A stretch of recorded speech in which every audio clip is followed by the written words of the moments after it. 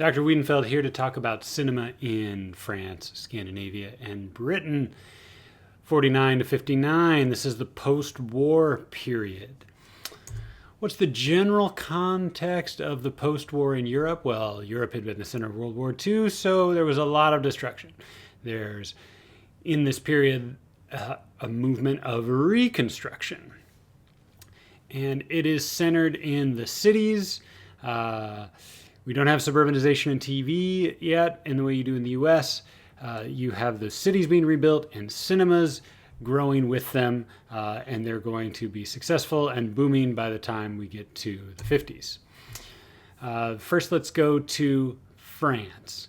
And I want to step back to cinema in France before the war and during the war, when it was occupied by the Nazis. So France had been, the world leader of cinema till World War I. Some major firms there like Pathé, Gaumont. During the occupation, cinema was actually supported by the Nazi state. Now, they were somewhat censored, but not actually as bad as in the Vichy place in South France. There's protectionist measures to stop an influx of American films. So it was actually good for French cinema during the war in the sense that they didn't have this competitor in Hollywood and making entertainment movies, and you had the centralization through like a state monopoly. Carnet's Les Enfants du Paradis is a great example of this. It isn't about any kind of direct political topics. It's a historical picture, amazing acting and writing. It's set in the world of 19th century theater, and it is not in color, but lavish nonetheless. You see continuity with. Now we're jumping in here to after 45. You see continuity in what's comes to be called the tradition of quality. These are those mom and dad movies that continue to be made. There are at first still some quotas, some protectionist measures in France. Then they disappear. Then they'll come back again later. But there's a domestic audience in France for French comedy and French cultural traditions.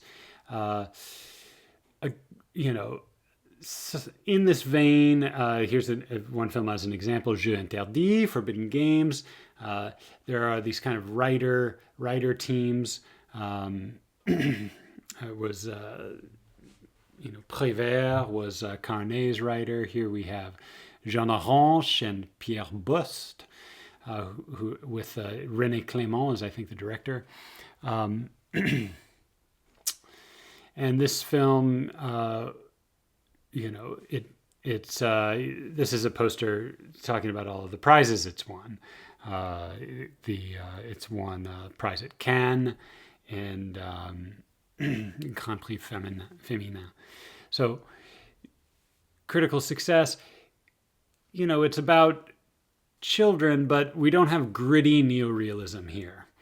This is a more lyrical, poetic way of depicting their lives, and it's also an example of the protectionist laws that returned in 1948. In parallel with the Andreotti law in Italy, we have protectionist laws here in France, and the way that they were set up was you had a tax on tickets, and if your movie made a lot of money, then you could, from those taxes, get that tax money and basically put forth for your next project. So this is very much encouraging this kind of prestige, big spectacle type of filmmaking. There were a number of important directors during this era that, are both somewhat part of the tradition of quality and are standing outside it through their own grandeur. Max Ophuls, Renoir, who is considered the greatest director of the 1930s. Some would say the greatest director of all time. Cocteau and Duvivier back to the silent era. Cocteau as well, had been he's a playwright, poet, making surrealist films like Blood of a Poet, and here he's getting into some bigger dramas. Orpheus, most critically acclaimed. Really interesting how it's mixing in kind of a contemporary setting. I love the special effects that it uses. They're somewhat simple but clever.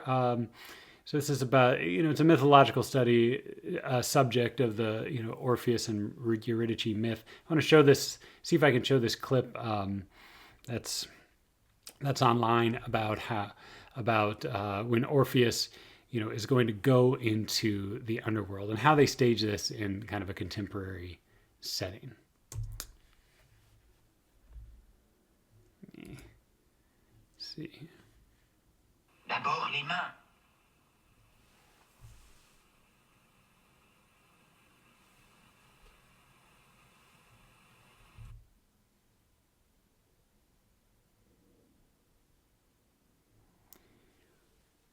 Overhead angle is very interesting. Pas de comprendre.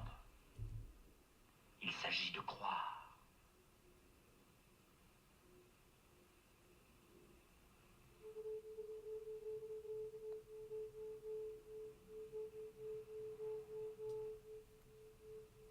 Using the water and all kinds of clever tricks are done there.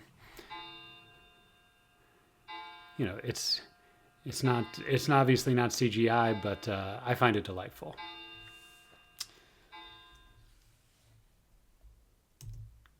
It's imaginative, and it's not imaginative in a way that's trying to give you the idea of like, oh, this is what this fantastical world is really like. No, I mean it's you're supposed to know that it's using these tricks in the same way that Méliès, I think, was operating. Okay, another other directors working in the more independent vein, because in general you have a decentralization. You don't have Pathé and Gaumont just dominating the scene with production. They're going to in UGC, they're going to stick with distribution and exhibition, and there'll be a wide range of producers out there. The tradition of quality are the bigger producers, but then there are also a lot of smaller ones, and some smaller ones that become mid-size and bigger. Melville is an example of this. He's a real fan of American movies in a certain way. It's a certain kind of B movie that appears here. I mean, this character's name is Bob. It's not Robert. It's Bob. This is the French title, and his name is named after Herman Melville, Moby Dick, author Moby Dick. So he's also working in these B movie genres of crime. There's a gambler, and he makes a number of films in this genre, just to give you a sense. Another thing that I wanted to mention about France in this period, and that has to do with these smaller, independent productions and mid-sized productions, is that there's a film culture that is booming and is especially hospitable to more creative, artistic films. So Cannes, we talked about before, is both a media spectacle. It's supported by the government, but it's also has a focus on culture and art. It's not just about money and selling tickets. So that ties in with a whole culture of viewers and critics that is growing. It had been in France before, and especially booms in the 40s and 50s. You have the Cinémathèque with Henri Langlois at its at its location. That's here at the Trocadero, looking over the.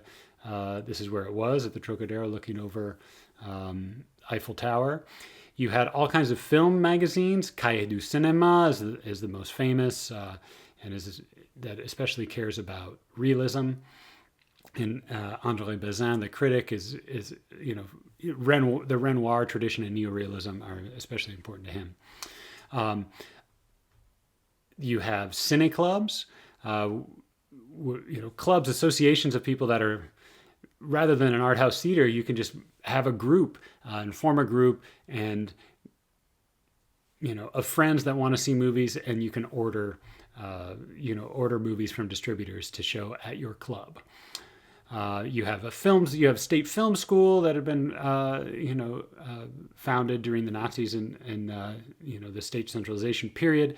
Now that's continuing, and you have major intellectuals like Jean-Paul Sartre, who are the existentialists, who I connected earlier his interest in authenticity to neorealism. He's interested in what's going on in the cinema. This is one of the most popular arts, and France is a real center for it, both in French cinema and international cinema. They're watching movies from all over the place, U.S. as well as everywhere we're going to talk about in this class.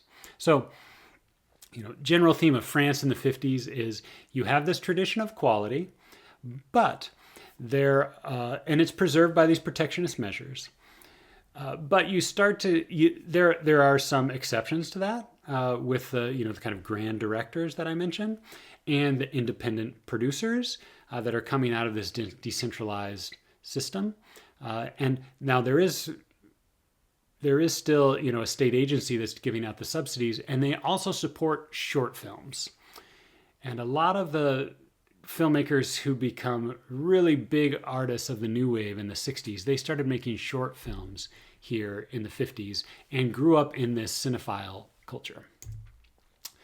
Now let's move on to Scandinavia, and specifically Sweden and Denmark. Not going to talk about Norway and Finland this time. Okay, like France, they were, Denmark was occupied by the Nazis, Sweden was neutral, and so they were also protected from, their industries were protected from Hollywood during World War II. And there's a revival of those industries after the war.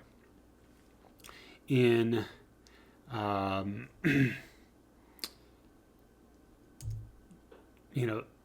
Denmark, Dreyer, you may remember from The Passion of Joan of Arc, kind of international cinema. It's in French, but kind of a good example of the international art film that peaked during the silent era. He is making sound films back in Denmark.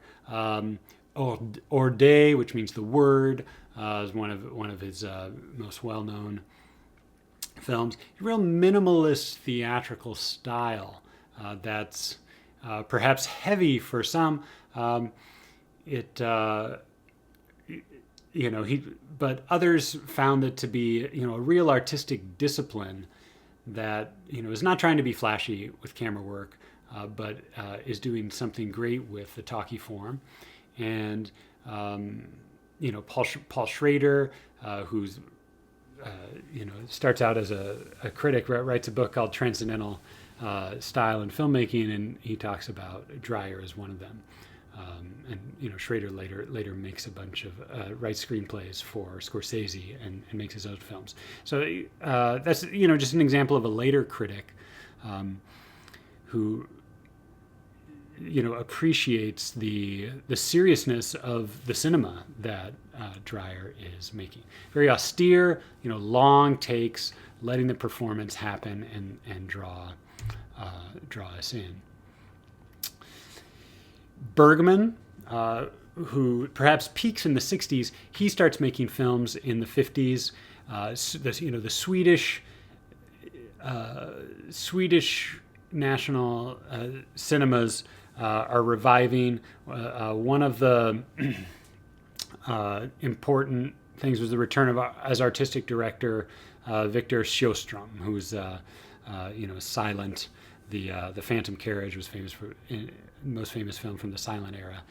He's back involved again, and this, in a way, it's for Sweden to return to that, that special artistic tradition and international acclaim of the silent era. So this is, and this, I mean, sometimes when people talk about art cinema, they will look for this film in particular. Very internationally successful. It's a story about set in the past. It's all, of course, very allegorical. Max von Sydow, who you may know from Star Wars trilogy later. Very long career. Here he plays a knight who's back from the Crusades. The plague is ravaging the nation, and to stave off death, he's playing a match of chess against the devil. And trying to stay alive by playing that game and not losing. So that's Scandinavia. We're going to come back to Bergman later in the 60s. Britain, okay, they would have had Hollywood movies during the war, but there were some protectionist measures that were tried on and off, not as successful in the other countries, but where they do become successful is there are British films that are exported to the U.S. that become very successful. In non-English cinema, it's harder to find the mainstream American audience. It's really mostly the art house movies, but other aspects of British cinema are a bit different. Okay, Brief Encounter, seen by many as one of the most important films of the era, if not of all British cinema. It's a brief encounter between a married man and a married woman, but there's some sort of fate that connects them in a way that they don't connect to the people that they're with, and how do you deal with being in this dull marriage. I of course think of the Wong Kar-wai movie from 2000 in Hong Kong, In the Mood for Love, as something similar, in that it's not about a racy affair. It's about that special connection and then the conflict of your obligations versus this life that you're in. Directed by David Lean, who was he would go on to he also did a number of Dickens adaptations starring Alec Guinness. Here it's a Noel Coward's play that he's working on. Let me see if I can show a clip of it here. I'm gonna jump forward. Well, this is a bit of luck. This train's generally packed. I really am very worried about you, Dave. You look terribly peaky. I'm all right, really I am. I just felt faint for a minute, that's all. Nothing happens to me. I did it once in the middle of Bobby's school concert. I don't think he's ever forgiven me. Well, he certainly was very good looking. Who? Well, your friend, Dr. whatever his name was. Yes, he's a nice creature. You known him long? No, not very long. I hardly know him at all, really. Well, my dear, I've always had a passion for doctors. I can well understand how it is that women get neurotic. Of course, some of them don't. Wish I could trust you. I wish you were a wise, kind friend. Instead of a gossiping acquaintance I've known casually for years and never particularly cared for. I wish. Fancy him going all the way to Africa. Is he married? Oh, yes. Any children? Yes, 2 boys. He's very proud of them. Is he taking them with him, his wife and children, I mean? Yes, he is. Oh, I suppose it's sensible in a way, rushing off to start life anew in the wide open spaces and all that sort of thing, but wild horses wouldn't drag me away from England and home and all the things I'm used to. I mean, one has one's roots, after all, hasn't one? Oh, yes, one has one's roots. I knew a girl years ago who went to Africa, you know. Her husband was something to do with engineering or something. And my dear, she had the most dreadful time. She got some awful kind of turn through going out on a picnic, and she was ill for months and months. I wish you'd stop talking. I wish you'd stop prying and trying to find things out. I wish you were dead. No, I don't mean that. That was silly and unkind. But I wish you'd stop talking. My dear, all her hair came out, and she said the so.